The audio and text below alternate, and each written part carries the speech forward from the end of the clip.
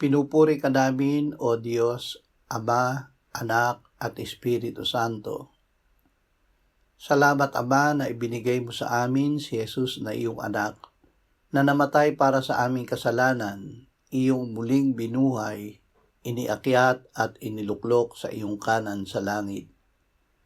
Salamat na ibinigay mo sa amin ang iyong banal na Espiritu, at sa pamamagitan niya ay ibinuhos mo ang iyong pag-ibig sa aming puso.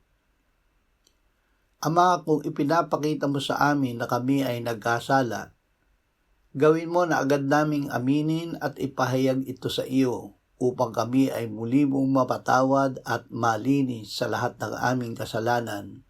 Amen.